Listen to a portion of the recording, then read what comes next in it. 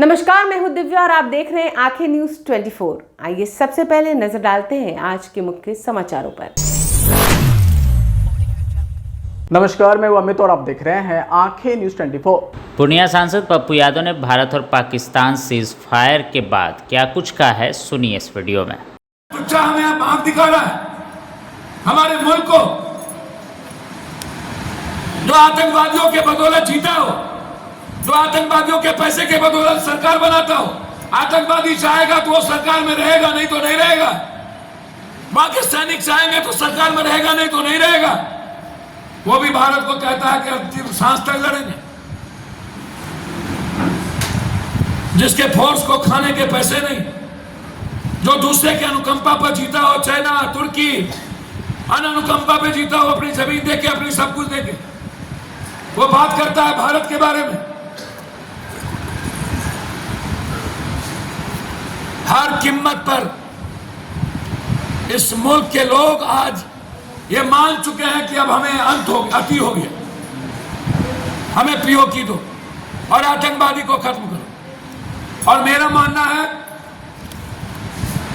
चुनाव लड़ना अलग बात है और लड़ना दूसरी बात है। इन नेताओं से अब उम्मीद नहीं की जा सकती लड़ने की। ये सिर्फ चुनाव लड़ने के लिए पैदा हुए, ये कुर्सी पर ऐशो आराम की जिंदगी पाने के लिए पैदा हुए, इस मुल्क के लिए पैदा नहीं हुए। इस मुल्क के जनता के लिए ये नेता लोग पैदा नहीं हुए। ये इसे सिर्फ पैसा चाहिए, इसे सियासत करना है, इसे राजनीति करना है। इन्हें कभी पुलवामा पे चुनाव जीतना है, कभी पहलगाम पे चुनाव जीतना है। इन्हें हमेशा अफसर को ढूंढना है, हर चीज में अफसर, हर बातों में अफसर। मैं नेताओं से आग्रह करना चाहूंगा, देश के सवाल पर आप व्यूअर्स के लिए मत मरिए, आप पेपर में छपने के लिए मत मरिए। और मैं गोदी मीडिया से आग्रह खास तौर पर अर्नब गोस्वामी ने पहला ट्वीट किया था पुलवामा में, जश्न मना रहे थे, मैंने दिखाया, मैंने दिखाया, मैंने दिखाया। मैं अर्नब गोस्वामी से पूछना चाहता हूं, वो ट्वीट क्या था जो पुलवामा में आपने सबसे पहले ट्वीट करके कहा था, पहला मैं दिखा रहा हूं। आपको कहां से पता चली?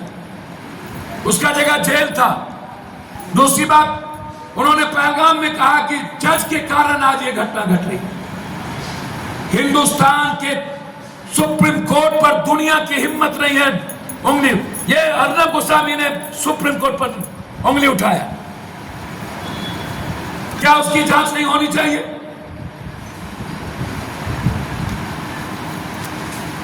और मैं गोदी मीडिया से आग्रह करूंगा, सेना के मनोबल को कमजोर मत कीजिए और नेताओं से कहूंगा कि सेना को फ्रीडम दीजिए, इंटरफेयर मत कीजिए। ये मुल्क मेरा है, नेताओं का नहीं।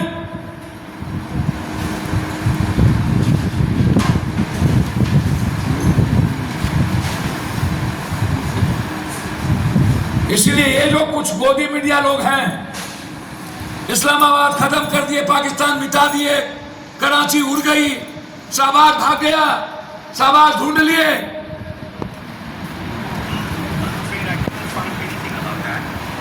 नब्बे 90% फेक।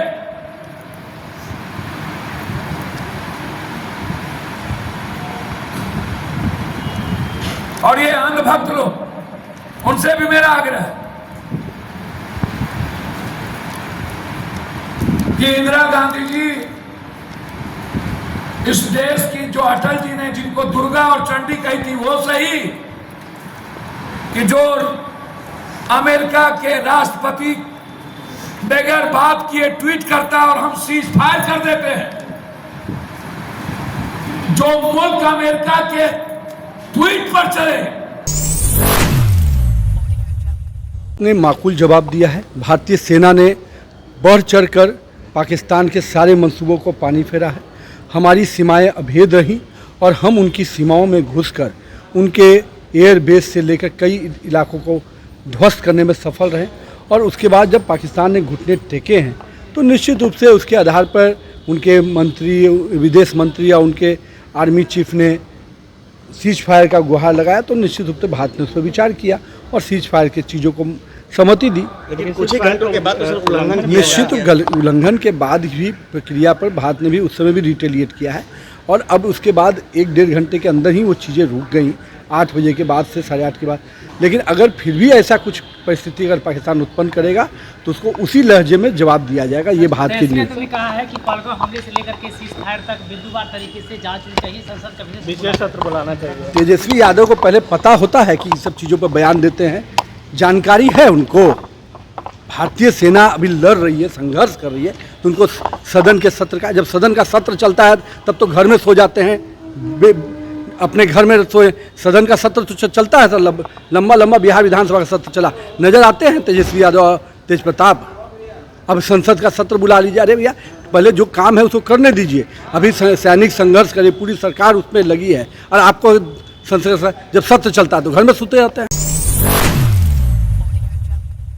नमस्कार, मैं अमित और आप देख रहे हैं आंखें न्यूज 24। प्रधानमंत्री सूक्ष्म खाद्य उद्योग उन्नयन योजना बिहार के लोगों को खाद्य प्रसंस्करण के क्षेत्र में लाभ पहुंचाने में उल्लेखनीय भूमिका निभा रहा है। बता दें कि इस योजना को अमली जामा पहनाने में बिहार ने एक बार फिर परचम लहरा दिया। जी हां, वित्तीय वर्ष 2024-25 में योजना के सफल क्रियान्वयन और अधिक से अधिक संख्या में से लोगों को जोड़कर लाभ दिलाने में बिहार ने देश भर में पहला स्थान हासिल किया है। अब तक यहाँ 10,296 आवेदकों को लोन देने की स्वीकृति दी जा चुकी है। इसमें 6,589 इकाइयों को लोन दी जा चुकी है। यह कुल वितरण का 63% है। बता दें कि PMFME केंद्र सरकार की ओर से चलाई जा रही खास योजना है। इसका उद्देश्य खाद्य प्रसंस्करण उद्योग के असंगठित क्षेत्रों को बढ़ावा देना और इसमें प्रतिस्पर्धात्मक को बढ़ावा देना है। बता दें कि इस योजना की सहायता से किसान उत्पादन संगठनों यानी FPO, स्वयं सहायता समूह यानी SHG और उत्पादन सहकारी समितियों को भी उसका वास्तविक मूल्य मुहैया कराई जाती है।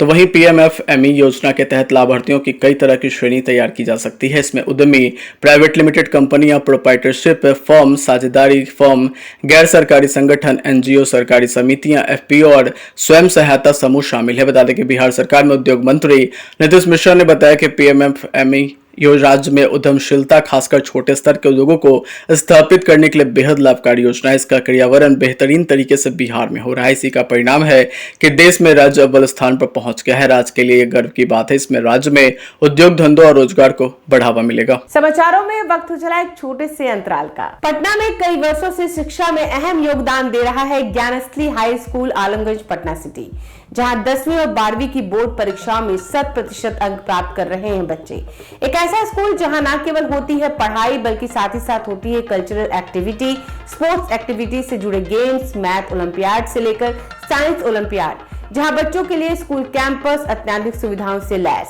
छोटे बच्चों के लिए वाहन और ट्रांसपोर्ट की विशेष सुविधा।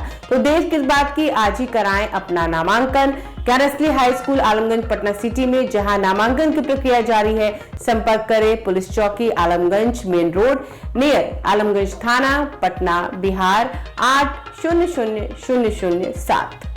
ब्रेक के बाद आपका फिर से स्वागत है। नमस्कार, मैं अमित और आप देख रहे हैं आंखें न्यूज 24। कुम्हरार विधानसभा अंतर्गत बैंकेट हॉल में बिहार प्रदेश राजद के निर्देशानुसार सामाजिक न्याय पर परिचर्चा का आयोजन किया गया, जिसमें कुम्हरार विधानसभा के पटना महानगर राजद के वार्ड अध्यक्ष एवं महानगर पदाधिकारी सहित पार्टी के विधायक रामानुज प्रसाद, राष्ट्रीय प्रवक्ता सुबोध मेहता, पूर्व विधायिका प्रेमा चौधरी, प्रदेश प्रवक्ता चितरंजन गंग, प्रदेश छात्र राजद अध्यक्ष गगन कुमार ने अपना विचार प्रकट किया। वहीं इस चर्चा के माध्यम से राष्ट्रीय जनता दल के विचारों, लालू प्रसाद यादव एवं तेजस्वी प्रसाद यादव की उपलब्धियों को संगठन के माध्यम से जन जन तक पहुंचाने के लिए कहा गया। जिस तरीके से भाजपा के सोच संविधान के मूल्यों का हनन किया है, उसका साथ बिहार के मुख्यमंत्री ने दिया, इन सब पर विशेष तौर पर बात रखी गई। वहीं तेजस्वी प्रसाद यादव का जो सोच है, सामाजिक न्याय के साथ साथ आर्थिक न्याय जो बातें हैं जनता तक ले जाने के लिए संगठन को मजबूत करने की बातें कही गई। वहीं सामाजिक न्याय परिचर्चा की अध्यक्षता पटना महानगर राजद अध्यक्ष मेहताब आलम, संचालन पूर्व प्रदेश अध्यक्ष शैलेश यादव ने किया। वहीं इस कार्यक्रम में प्रदेश प्रवक्ता प्रमोद सिन्हा, प्रेम गुप्ता, नंदू यादव, दिनेश पासवान, साबिर अली, कृष्णा ठाकुर, पंकज सिन्हा, संतोष मेहता के साथ सैकड़ों पदाधिकारी शामिल हुए।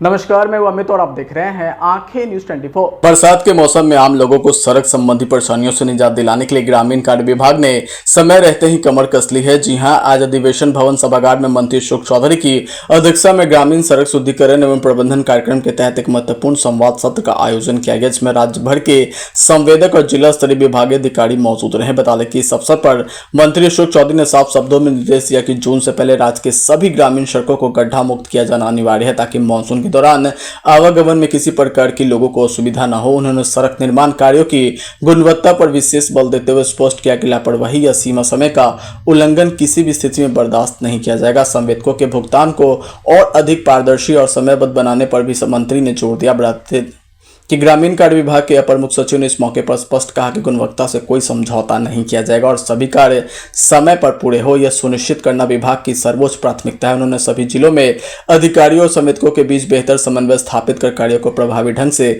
संपूर्ण करने का भी आह्वान किया। बता दें कि वित्तीय वर्ष 2024-25 में कुल 14,087 पद, जिनकी कुल लंबाई लगभग 24,482 किलोमीटर है, उनकी स्वीकृति प्रदान की गई। इनमें से 6,374 पथों पर कार्य आवंटित कर दिया गया है। नमस्कार, मैं हूं अमित और आप देख रहे हैं आंखें न्यूज 24। बिहार में भीषण गर्मी का कहर जारी है। बता दें कि गर्मी से दिन और रात दोनों समय लोगों को परेशानियों का सामना करना पड़ रहा है। लगातार गर्मी के कारण अब रातों की नींद उड़ रही है। इसी कड़ी में आज मौसम विभाग ने 9 जिलों में लू का येलो अलर्ट जारी किया है। लू के कारण लोगों को घरों से बाहर निकलने में भी परेशानी होगी। बता दें कि मौसम विभाग की माने तो रविवार को राज्य के 9 जिले लू की चपेट में रहेंगे, जबकि राज्य भर में तापमान में तेजी से वृद्धि दर्ज की जा रही है। मौसम विभाग ने गोपालगंज, पश्चिमी चंपारण, पूर्वी चंपारण, सीतामढ़ी, मधुबनी, सुपौल, पूर्णिया, जमुई और बांका जिले में लू चलने की चेतावनी जारी की है। वहीं शनिवार को राजधानी पटना समेत राज्य के 9 प्रमुख शहरों में अधिकतम तापमान 40 डिग्री सेल्सियस या उससे अधिक रिकॉर्ड किया गया है, जिससे भीषण गर्मी का एहसास हुआ। बता दें कि गोपालगंज में सबसे अधिक 42.1 डिग्री सेल्सियस तापमान दर्ज किया गया, जबकि वाल्मीकि नगर, पश्चिमी चंपारण में 42, राजधानी पटना में 41.5, बक्सर की अगर बात करें तो 41.4 डिग्री, वहीं गया और डेहरी यानी रोहतास में 41